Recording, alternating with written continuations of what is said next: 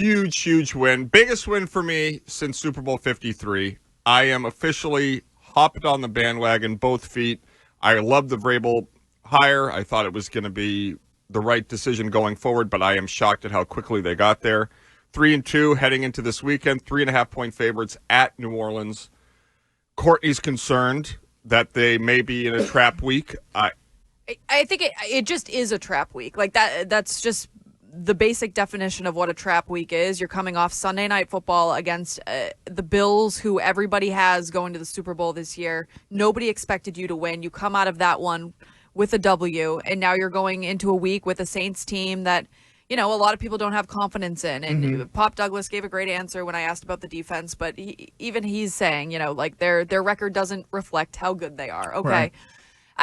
That's the setup that you never want to see for your team. If they go in there and have a sloppy, bad game, everything that they've built so far gets thrown out the window when it comes to the way in which people view this team. That win against Buffalo, it will just be a flash in the pan, and then we're going to move on with the season. I don't want to see that happen. I hope it doesn't happen. It's just something that I think should be noted as we go into this week. I also think it's just a benefit for the Patriots that the Saints won last week. Like they're not coming off a loss. They're coming off their sole win of the year. And so them coming off that high, I think, is also beneficial for the Patriots. And the fact that Vrabel, he understands like exactly what Courtney's talking about. That's why his message, it seems like he's been pushing to all these guys, is like, this week is bigger than last week.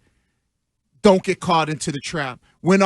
Don't go read the press clippings. We're not as good as you think. Like, bringing them back down to earth, so where they know, like, all right, we got to go out there and we got to be laser focused, and we got to go out there and play football against a team. Their record might not reflect the team that they are, but if we don't bring it, they can beat us. And it seems like Vrabel is really pushing that message, and that, to me, that's what gives me the confidence, because when you start to hear all these players talk about, how big this game is and how more important it is than last week, that lets me know that Vrabel's getting that message. He's beating it into their brain. I will say I don't know what will happen Sunday. None of us do. This is consecutive weeks of the locker room echoing the sentiment of the coach in a way that is reminding me of the old days with Bill. Yeah. Where you have – and what gives me confidence in Sunday is that the week preceding the Bills game, they had the Panthers, who had just shut out the Falcons in the week before. And they just, demolished them. It was a beatdown unlike we have seen around here in a really long time. And I feel like we have the Cross Insurance Player Spotlight. Chime, can I have a question for just an editorial question? Can I do a coach? It does say a player. He was a player and a coach. I'll do Mike Vrabel and Drake Maye. How does that sound? That's both fine. of them. But really, this week is going to be what we see Sunday at the end of the first half at 2:30 on Sunday afternoon.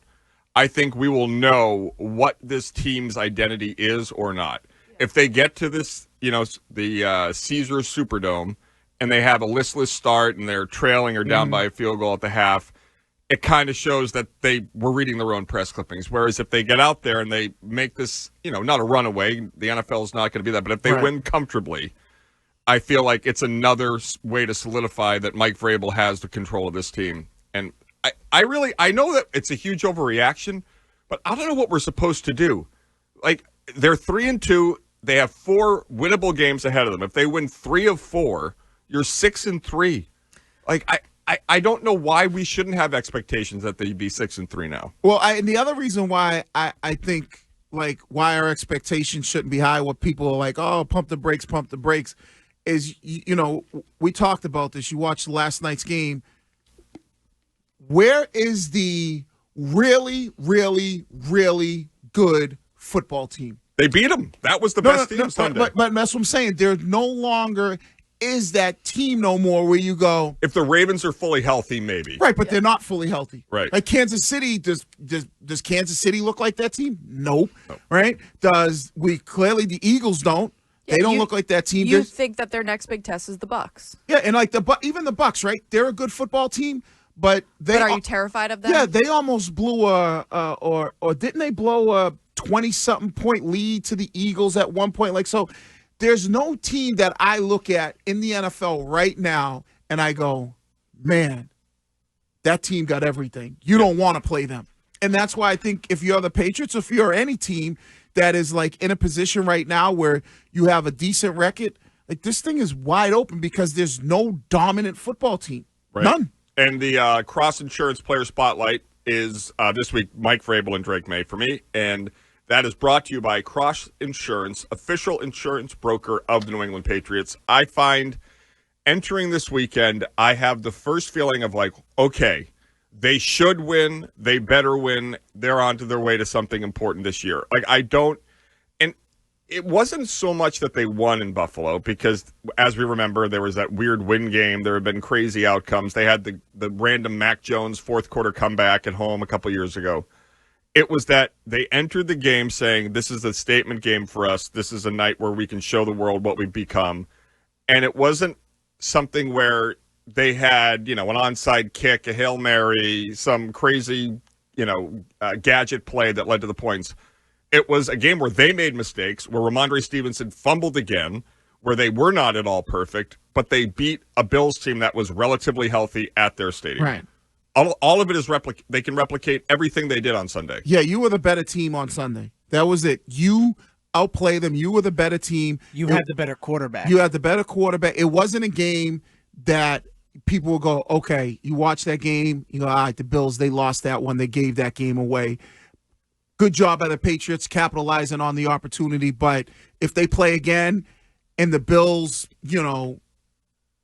don't do this, and this, the Bills will win. Whereas if you look at that game and you go, all right, next time they play, the Bills, I think, other than the turnovers, and granted, what they Bills have 2 turnovers in that game, or was it 2 or 3? Might have ended up being 3. I'll double check. Right, it was 3, but I think 2 of them the Patriots didn't capitalize on. Yeah. So it's like, all right, you had 2 turnovers and you didn't capitalize, and you still were able to beat this team. So if they play at home, I wouldn't. Yeah, there were 2 fumbles and an interception on the Bills' part. If everything goes according to plan, let's say they win their next 4 games, say they lose to Tampa Bay, but then they continue to win. And so the next time that they're 7-3. The next time that they play the Bills, their record, I'd have to look at their schedule. If it's after that, if they win the next 4, that's 7 wins. If they lose to the Bucs, that's 3 losses. Mm-hmm. So it's 7-3 through 10 weeks. Okay, so it's 7-3. And then you get the Jets, Bengals, Giants before you get the Bills. So at least 12-4. So holy guacamole, we are playing that into 10 wins into a playoff berth. I think this team is able to do it. I hope this time around you have the opportunity where the offseason is not then spent denigrating the quarterback and creating a dumpster fire by hiring your drinking buddies as a staff, that Vrabel and his team can actually take it to the next level. But I think now, what changed after Sunday night, anything less than a playoff spot is a failure. Yeah, I mean, I had him at 9 wins anyways, beginning of the season. I thought Vrabel was going to turn it around. But yeah, Shime's 6 is looking worse. Right. Yeah, I'm 7, with you. But thank you. When you look, because the reason why I look at 9 wins and making the playoffs is because of the rest of the AFC. Right? I might have said before the season, all right, they get to 9.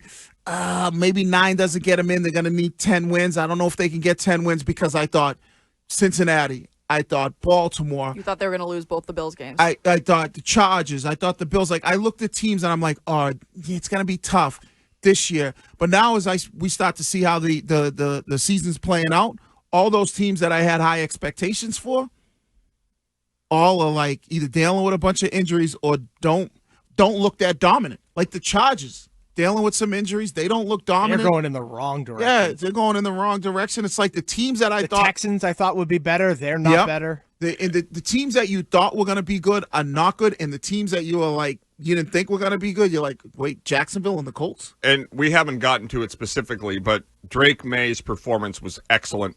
His progression this year has been better than anybody could have hoped, and that's the reason that you stand here, and it's not like, because even when the Patriots were winning in 21, it wasn't like Mac Jones was lighting the world on fire. He was fine. He wasn't causing you to lose. Right. But the highs we've seen from Drake Maye are already higher than anything we saw from Mac Jones. And I think what it shows you, which is interesting, is, like, I think Bill's the greatest coach of all time, but I look at it and I go, imagine if Bill had Drake Maye with Josh McDaniels. Like the progression of what we're seeing Drake May's ceiling potentially could be, you go, wow. And not that Vrabel's not doing it. I'm just saying Bill would need that guy, right? So we talk about Bill going someplace else. He's going to have to go someplace else where there's a good quarterback because who can handle him too. Yeah, who can handle him, and you see what that quarterback does. Like Vrabel, I think, and I don't know. Bill's not going to get another coach. No, I'm not saying he is, but I think somebody said it yesterday. The progression of Drake Maye, at least from what we're seeing, looks like him and Vrabel could be here for the next 10, 12 years. That's right. And even Josh McDaniels was asked yesterday about that, and he said, I mean, I like living in Westwood. Who doesn't? So hopefully he's around too, despite what Shime thinks of him. Keith in the truck, what's up? Zach. Not much. I think going into that Bills game, I think that they're going to be, 9-4 or 8-5 with 4 games left. I think they should be able to beat the Jets. I think they should be able to beat Miami, and then we'll see. I think, what is it, Buffalo-Baltimore? Is that what it is? It's Buffalo-Baltimore, the other 2 games. So the Bucks. I think 10 or 11 games, and it's a great first year with Vrabel. Yeah, I agree. I think the schedule has opened up. That win yesterday makes up for either the Raiders or the Steelers, whichever one of those, because you weren't going to win both, I don't think, but you should have won one of them. So entering this season, it felt like they were taking their time, and they didn't want to quote unquote like rush the rebuild. But with the way in which your quarterback is developing, the softness of your schedule, do you just like by proxy have to kind of speed up your process in terms of that? Like you have to be more urgent, right? The way that the year has unfolded to this point, where you're entering the middle of October, you have largely avoided the major injury. You have Christian Gonzalez back. I know he had a hammy Looks thing. healthy as hell. And the defense is, performing. And you have a guy like A.J. Brown out there.